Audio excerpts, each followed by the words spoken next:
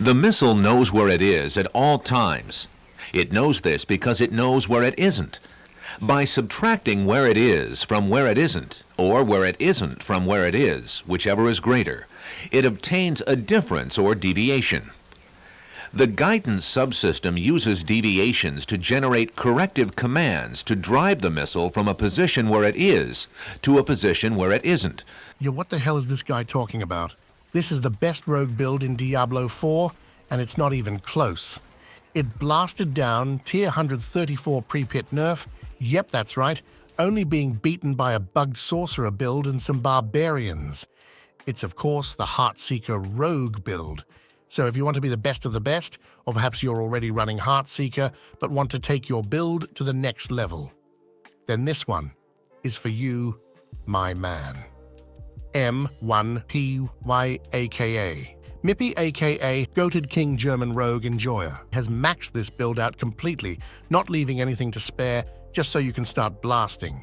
Anyhow, let's talk about how this truly amazing build works. To scale damage, the build utilizes Victimize. This key passive has two components to do damage. One where you deal big dam, and it in turns deal bigger dam via an explosion, and also a multiplicative scaling via vulnerable damage. It also a lucky hit effect, meaning you're relying to RNG to gain these explosions. All of this is obviously confusing as shit, but it simply means that we need a skill that deals as much damage as possible while still having a high lucky hit chance. And this is where Heartseeker comes into play. Not only does this have all of this, but it's also a literal heat, seeking rocket launcher and quite possibly the only skill that can compete against the barbs in how fucking brain dead it is, making it 6-spear viable with ease.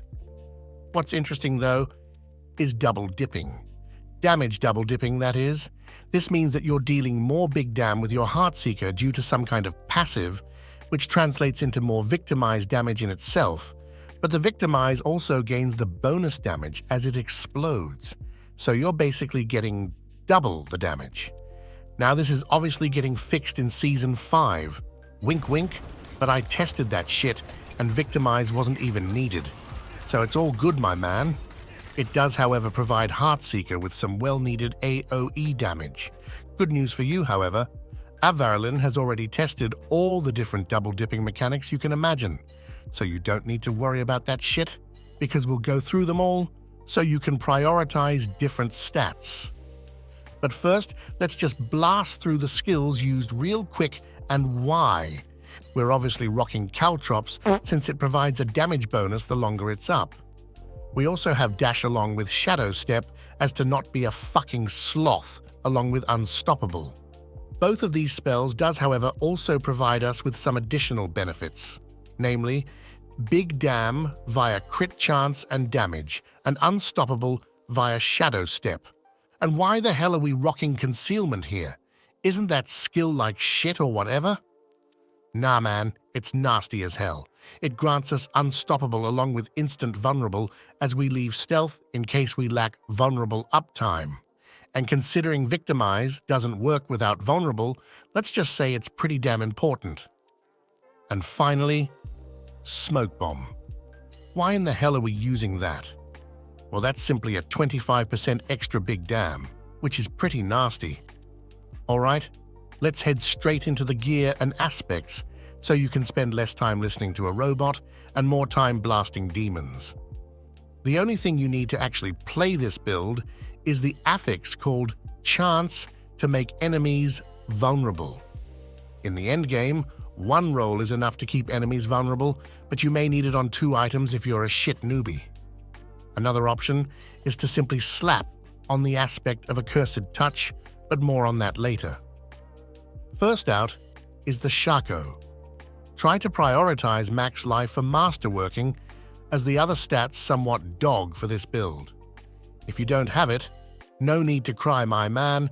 Simply slap on a random helmet with some lucky hit chance on it, along with Aspect of Might, and you're good to go. Next up, we have the chest. The most important stat by far here is ranks to Dark Shroud, as the damage reduction this brings is pure insanity. With enough skill ranks, you can get up to 14% damage reduction per Dark Shroud Shadow, which is pretty balanced, I must say. For utility and defensive slot, you're going to look for as much dodge chance as possible, along with different types of crowd control for easy stagger, and also grab the Undying Aspect for insane amounts of healing. After that, we have the gloves. You're aiming for a lucky hit chance of somewhere around 40%, but you can also just slap on an attack speed elixir, which grants you some additional lucky hit. Other than that, crit chance, vulnerable damage, and attack speed are the name of the game. On the gloves, we also have smoke grenade duration, which lets us keep up smoke bomb permanently with ease on bosses, for example. And for aspect, the frostbitten aspect grants a whopping 25% big damn, along with chance to freeze when we throw out our smoke bombs. Next up are the pantaloonies. Heartseeker ranks are absolutely fucking bonkers, and if you enjoy trading, then expect to pay a few $100 million for greater affix Heartseeker at least. But you don't need it that. Just make sure you get some pair of panties with Heartseeker ranks on it, and you're good, my man. In this build, we're also sorting out armor by one armor roll, along with an armor temper. Mippy then sorted his resistances in the Paragons instead, which I think is pretty goddamn cool.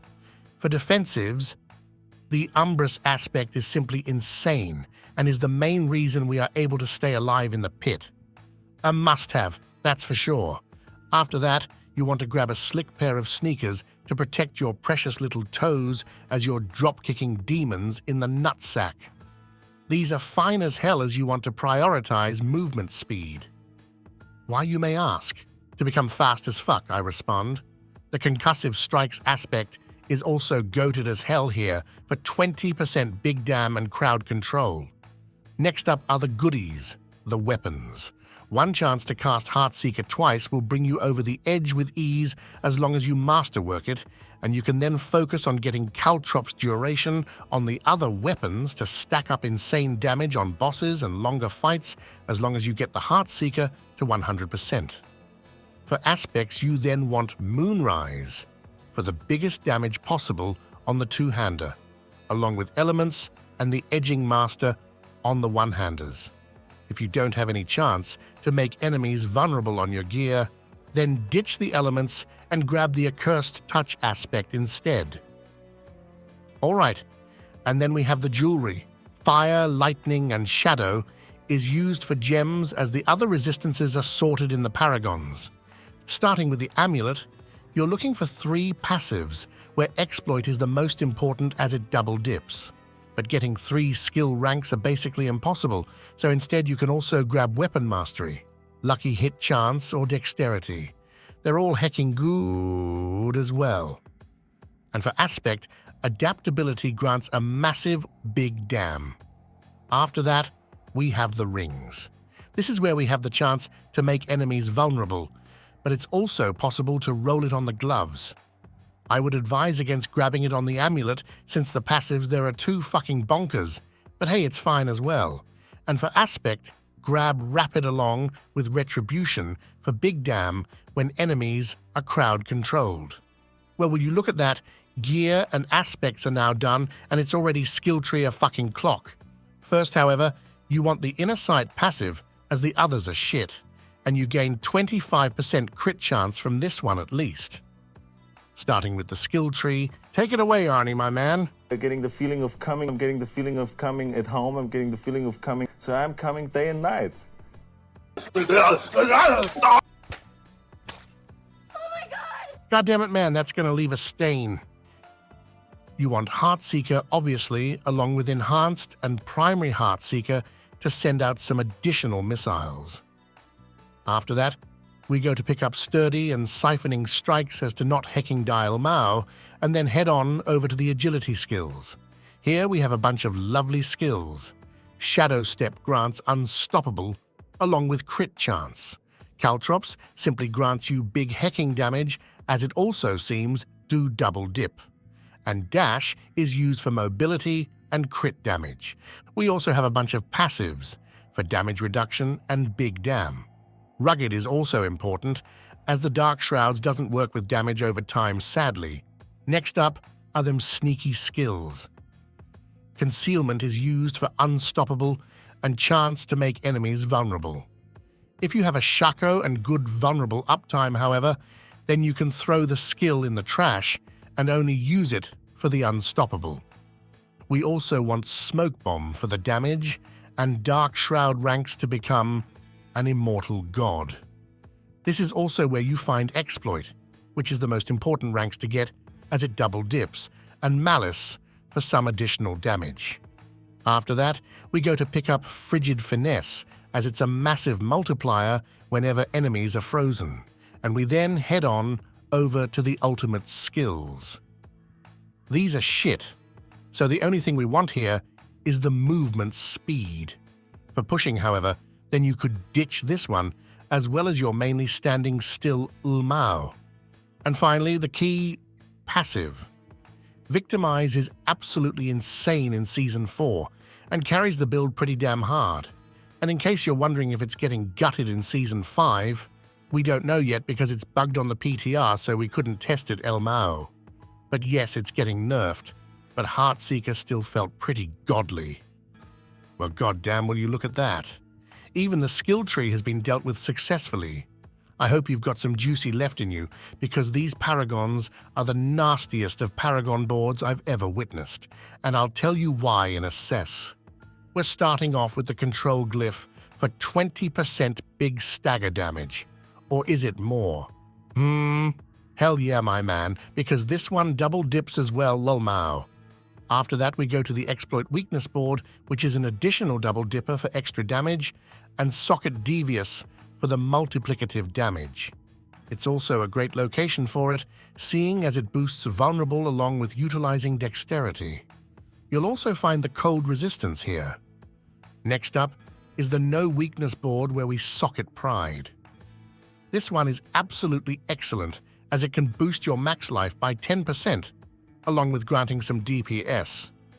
We then head on over to the Cheap Shot board for the extra damage and Socket Ambush.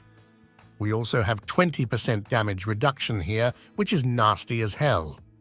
After that, we go to the Tricks of the Trade board and Socket Chip. Not much to say here, instead we go to the Deadly Ambush board, which is more interesting. Firstly, this one double dips and works on non-crit as well. This is also where you find your last resistance, which is poison, and you want to socket exploit for easy vulnerable and big dam. We then go to the Lirana's Instinct board, where we socket fluidity. This one boosts your all resistance nodes here, making it insanely easy to cap out the resistances. It's also a lovely glyph, granting a whopping 10% damage bonus. Well, damn, my man, Paragon Board completed. What do you say we check out how to get heckin' good now? Hell yeah. What's lovely about this build is how easy and fun it is to play. Or well, it's fun when blasting, when you're pushing, then you're mainly just standing still. In either way, you have your mobility skills for, well, mobility. Dash can, however, be used for additional damage as long as you dash through enemies. The same goes for Shadow Step. It grants you some additional crit chance on the enemy you Shadow Step to. And it's fine to Shadow Step on enemies, as you have a backup unstoppable in form of concealment. For the other skills, however, you're using them simply to increase your damage. Throw a smoke grenade on their sorry asses and drop a caltrops, and your damage will skyrocket. And that, my friends, is everything you need to know to start blasting.